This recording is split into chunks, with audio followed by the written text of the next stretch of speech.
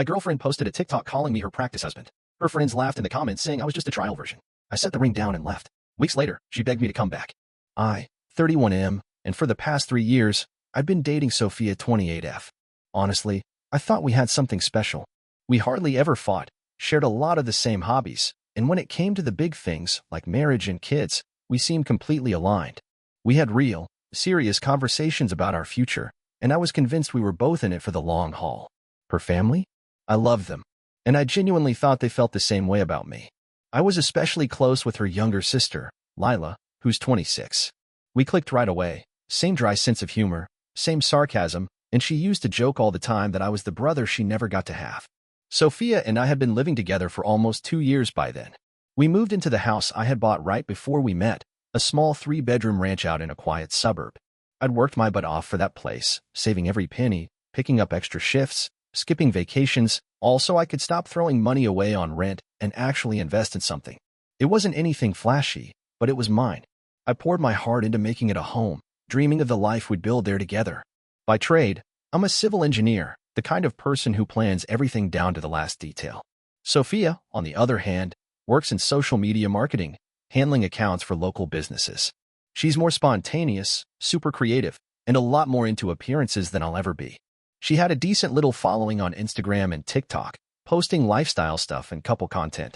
I never really got involved, that was her thing, and I was happy to let her have that world to herself. Our relationship wasn't perfect, let's be real. Who's this? But I genuinely believed we were solid. For months, I've been quietly planning to propose. I even saved up 2 months' salary to buy her dream ring, something special, custom-made, based on a design she had once gushed over in a magazine. I decided I'd pop the question at my parents' annual summer barbecue, the same one we went to every year. It felt like the perfect moment, beautiful setting, both our families there, lots of love and good vibes. The day finally came, a stunning Saturday in June. My parents' backyard was strung up with lights, the grill was fired up, and about 30 of our closest family and friends were spread out on the lawn, enjoying the sun. As always, I was in charge of the grill, flipping burgers and steaks while chatting with everyone. The whole time, I kept checking my pocket to make sure the ring was still there, running through my little speech in my head, imagining the look on Sophia's face when I got down on one knee. She was all smiles that day, bouncing from group to group, laughing and chatting. Seeing her so happy just made me more sure I was doing the right thing. I noticed she was on her phone a lot, but honestly, that wasn't anything new. Sophia practically lived on social media, and I didn't think twice about it. At one point, my cousin Noah wandered over to the grill, grabbed a beer from the cooler, and hung out with me for a bit. Out of nowhere, he asked, "Hey, man, have you seen Sophia's latest TikTok?" I shook my head. "No, why?" He hesitated, and it was the way he hesitated that made my stomach tighten. "Maybe. You should check it out," he said, looking super uncomfortable. At first, I shrugged it off, figuring I'd check it later. But after about 15 minutes, that uneasy feeling kept gnawing at me. I passed the grill duties off to my dad and pulled out my phone. I barely ever use TikTok, but I had the app just to keep up with some of Sophia's posts. I found her profile, and right at the top was a brand new video posted about 35 minutes ago, already blowing up with comments. The video was of Sophia and a bunch of her friends doing some dance trend I didn't recognize. That part wasn't the issue. It was the caption that punched me right in the gut. "Girls' day out while my practice husband mans the grill. Hashtag relationship dist hashtag practice around hashtag first marriage." I just stood there, frozen, as I scrolled through the comments. He's giving test run vibes FR. First husband syndrome, LMFAO. Girl, at least you're honest about it. Upgrade for husband number 2. And to make it worse, her friends, the ones in the video, were all chiming in, laughing and piling on. Starter husband doesn't even know, tutorial level before the real game starts. My hands were shaking so badly I could barely hold my phone. I looked up and scanned the yard. Found her sitting at a table with her 2 best friends, the same ones from the video, laughing, faces buried in their phones. She had no idea I'd seen it. In that instant, everything I thought I knew about our relationship just shattered. 3 years of memories, every late-night conversation, every inside joke, every future plan, suddenly felt fake. Like maybe I was just a placeholder all along. I looked around at everyone else, our parents laughing together, our friends catching up. My mom was showing Sophia's mom pictures from our last trip. My dad and her dad were arguing about baseball like old pals. Everyone thought we were the real deal. Everyone except Sophia, apparently. I reached into my pocket and felt the small velvet box, the one holding a ring I spent months saving for and even longer dreaming about giving her. I had this whole plan, a heartfelt speech, dropping to one knee just as the sun dipped behind the trees, proposing in front of everyone we loved. What an absolute joke. I set down the tongs, wiped my hands on a towel, and placed the ring box carefully on the little side table next to the grill. Without a word, I turned and walked straight to my car, climbed in, and drove away. My phone started blowing up about 10 minutes later. I didn't even look at it. I just turned it off. That night, I checked into a hotel across town. There was no way I could go back to our house, my house, knowing she might be there, acting like nothing happened. The next morning, I finally turned my phone back on. 29 missed calls. Dozens of texts. Most of them from Sophia. Where are you? Why did you just leave? Please call me. I'm freaking out. Are you seriously this upset over a stupid TikTok? TikTok? It was just a joke. You're seriously overreacting, Sophia wrote. Everyone's asking where you went. You're embarrassing me. That last message hit harder than all the others. Embarrassing her? Really? Mixed in with her text were messages from my parents and a few close friends, all checking in to ask if I was okay. One message stood out. It was from Lila, Sophia's sister. I saw the video. I'm so sorry, Lucas. That was cruel, and you didn't deserve it. Let me know if you need anything. I replied only to my parents and to Lila, letting them know I was safe but needed some space. As for Sophia, I sent a single text. I'll be by to grab some of my things tomorrow at 2. Please make sure you're not there. She answered right away.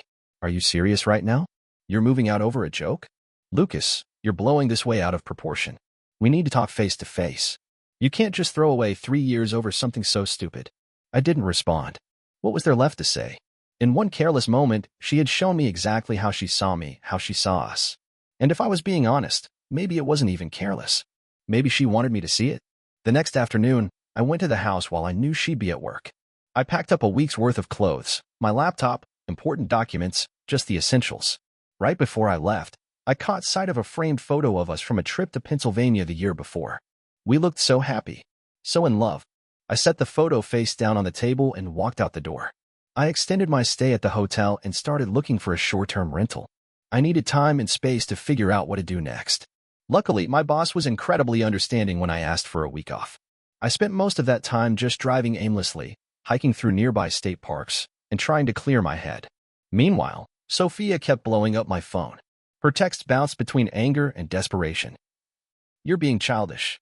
Please come home so we can talk. I miss you. I can't believe you're doing this to me. It was just a joke. Why are you punishing me like this? A few days into the radio silence, Lila reached out again. Hey, I know you probably don't want updates about Sophia right now, but I thought you should know she's been telling everyone you're just throwing a tantrum and you'll come crawling back soon. She's not taking this seriously. Just wanted you to have a heads up. That was the final push I needed. I called a real estate attorney the same day and booked a meeting to figure out my options. Since the house was only in my name and we were never married, I had every legal right to ask her to move out. The attorney drafted a formal notice. She had 30 days to vacate. I decided I was going to deliver it myself. I needed her to see, plain and clear, that this wasn't some emotional outburst. This was me taking my life back. When I pulled into the driveway, I saw Sophia's car and another one I didn't recognize.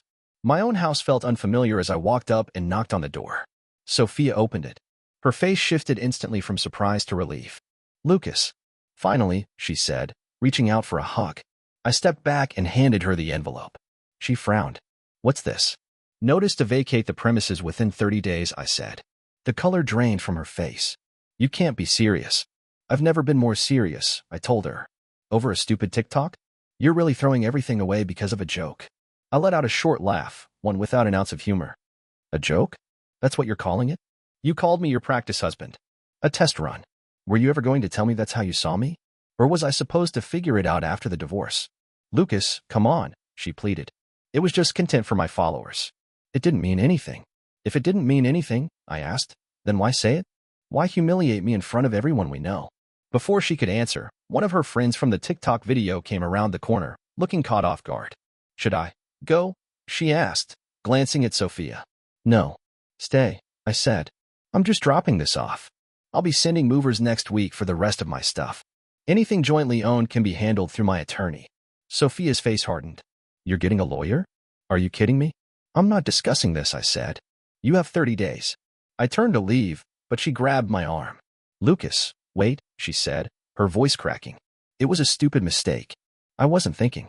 Please, can we just talk about this? I gently pried her hand off my arm. There's nothing to talk about, I said. You showed me who you really are. I believe you. As I reached the porch steps, she called after me, almost desperately. What about the ring? She blurted out. My mom said there was a ring box by the grill. Were you going to propose? The pain in her voice nearly broke me. Almost. Yeah, I said quietly. I was. I paused, then added, funny how things work out, isn't it? I kept walking. I didn't look back. The next day, I moved into a furnished month-to-month apartment about 20 minutes from my office. I hired movers to clear out most of my stuff from the house, leaving behind just the basic furniture and kitchen supplies she'd need until she found somewhere else to live. Word spread fast through our mutual friend group. My phone lit up with messages, most of them taking her side. Don't you think you're overreacting? Everyone says dumb stuff online sometimes. She's devastated, man. A few people, though, got it. I saw that video before she deleted it. You deserve better. No one should talk about their partner like that, even as a joke. If that's what she says publicly, imagine what she says in private. My parents had my back from the start. My mom came over to help me unpack and stock the fridge, sneaking me home-cooked meals and wiping at her eyes when she thought I wasn't looking. My dad, never a man of many words, just clapped me on the shoulder and said, "You did the right thing, son. Don't second-guess it." Sophia's family? They were a lot more divided. Her parents reached out to express their shock and disappointment, though it wasn't clear whether that disappointment was directed at her or me. Her brother, who I'd never been particularly close with, sent a curt message saying I should have talked things out like an adult instead of running away. Lila, however, continued to be my unexpected ally. She texted me regularly with updates. Sophia finally moved most of her stuff to a friend's place. Mom and Dad had a long talk with her about respect and relationships. She took down all her social accounts after the backlash. Apparently, after I left, someone at the barbecue, I suspect my cousin Noah, had commented on her TikTok with something like, "You know he was going to propose tonight, right?" The comment went viral, and suddenly Sophia was facing a wave of criticism from strangers on the internet. She deleted the video within hours, but screenshots had already been taken and shared widely. I didn't take any pleasure in her public humiliation. Despite everything, I had loved her deeply, and a part of me still cared about her well-being. But I wouldn't, be her practice husband. 2 weeks after moving out, I was starting to find my footing again. I threw myself into work, picked up old hobbies I'd neglected, and even joined a rock climbing gym to burn off excess energy. I was nowhere near ready to date again, but I was slowly rebuilding my sense of self. That's when Lila texted me. She cries every time someone brings up your name and is begging for you to come back. I'm worried about her, Lucas. She's not eating, barely sleeping. She says she didn't mean any of it and would do anything to fix this. It was the first time I felt my resolve weaken. I still love Sophia, despite everything. The thought of her suffering tore at me. But then I remembered the comments from her friends, the casual cruelty, the public humiliation. If I went back now, what would that say about my self-respect? I responded to Lila, I'm sorry she's hurting. I am too. But I can't be with someone who sees me as temporary. Lila replied, I understand. For what it's worth, I think she's genuinely sorry. She told me she only said that stuff because her friends pressured her to make more relatable content about relationship doubts. Apparently it gets more engagement. Not that excuses it. That made me even angrier. She had traded our relationship for likes and comments. But I kept that to myself and just thanked Lila for letting me know. The next day, a package arrived at my apartment. Inside was the ring box I'd left at the barbecue, along with a handwritten letter from Sophia. I almost threw it away unopened, but curiosity got the better of me. The letter was tear-stained and several pages long. She explained that her friends had been pressuring her to create more authentic content about relationship struggles, that she'd been feeling insecure because so many of her friends were getting engaged or married, that she'd said those things to seem cool and detached but didn't mean any of it. She swore she'd never thought of me as temporary or practice, that she'd wanted to marry me more than anything, that she'd ruined the best thing in her life for fleeting internet validation. It was a good letter, a sincere letter. If I'd received it a week earlier, I might have been swayed, but something about it still felt off. There was too much focus on her feelings, her pain, her regrets. Very little acknowledgement of how deeply she had hurt me. I put the letter in a drawer and tried to forget about it. 3 days later, my doorbell rang around 8 p.m. I wasn't expecting anyone. When I opened the door, Sophia was standing there, eyes red from crying, holding a small gift bag. Please don't close the door, she said quickly. I just need 5 minutes. Then I'll leave you alone forever if that's what you want. Against my better judgment, I let her in. She looked terrible, hair unwashed, wearing sweats, dark circles under her eyes. Despite everything, my heart ached at the sight. "What do you want, Sophia?" She handed me the gift bag. "I wanted to give you this, and to apologize in person." Inside the bag was a framed collage of photos of us, along with screenshots of all her social media accounts being permanently deleted. "I'm done with all of it," she said. "The constant posting, the performing for strangers, all of it. It's cost me the only thing that really matters." She started crying again, and I had to fight the urge to comfort her. "What I said was unforgivable," she continued. "I know that. I can't even explain why I did it because it makes no sense. You were never my practice anything. You are, the love of my life. The only person I've ever imagined growing old with." She took a deep breath. "I'm not asking you to take me back. I don't deserve that. I just needed you to know that I will regret what I did for the rest of my life, and that you were always more than enough." She turned to leave, but paused at the door. "Oh, and I signed the house entirely over to you. My name was never on the deed, but I had my lawyer draw up papers confirming I make no claim to any part of it. It was always your dream home. I wouldn't take that from you." With that, she left. I stood in my apartment, holding the collage, feeling completely lost. The decision. That night, I couldn't sleep. I kept replaying our relationship in my mind, trying to see if there were signs I'd missed. Had she always seen me as temporary? Was the TikTok just a momentary lapse in judgment, or a glimpse at her true feelings? I called the one person I knew would give me honest advice, my older sister, Olivia. After explaining everything, I asked her what she thought I should do. "Do you still love her?" Olivia asked. "Yes," I admitted, "but I don't know if I can trust her again." "Trust can be rebuilt," she said carefully, "but only if both people are committed to the work. The question is, do you want to try?" I didn't have an answer. The next day, I received another text from Lila. "Sophia just accepted a job offer in Portland. She's moving next month. She says she can't stay here with all the memories. I thought you should know. Portland. Across the country." The finality of it hit me hard. This wasn't a temporary breakup, it was the end of us. And despite all my anger and hurt, I wasn't sure I was ready for that.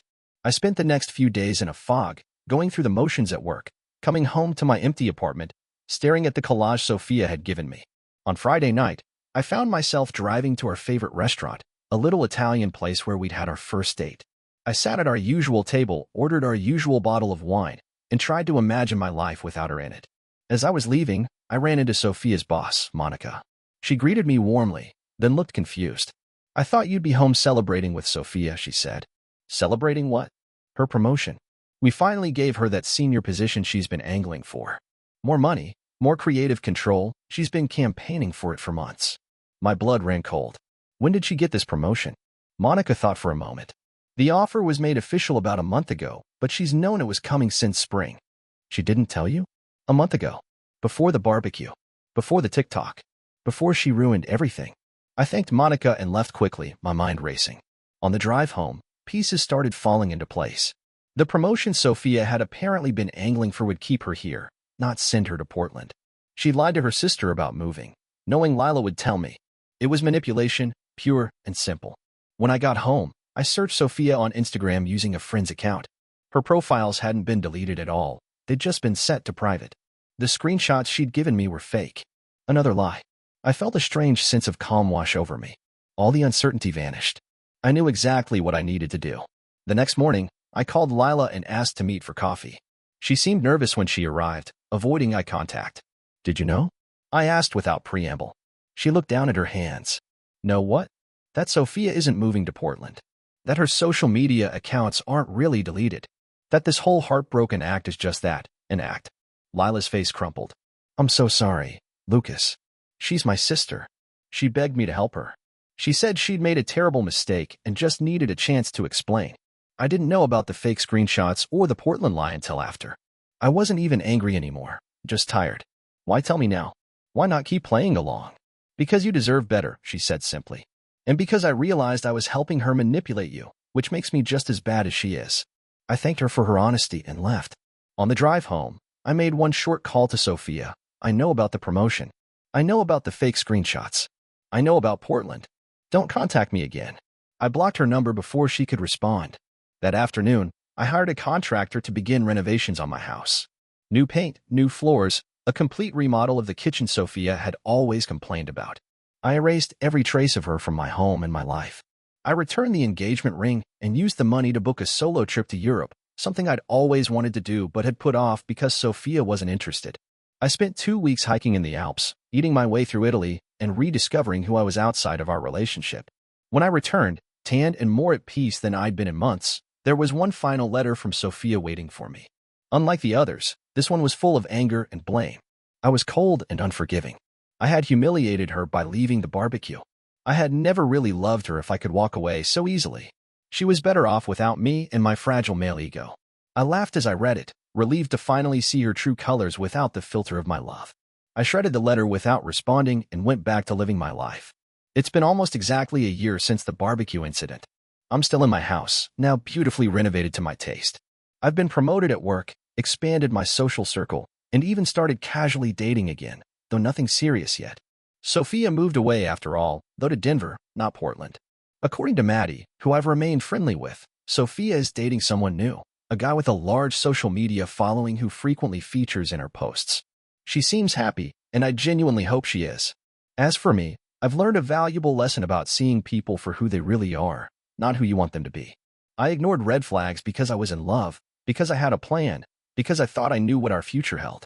Sometimes the most painful lessons are the most important ones. Looking back, I'm grateful I found out how Sophia really saw me before I ever slipped that ring on her finger, before we signed a mortgage together, before we brought children into the picture.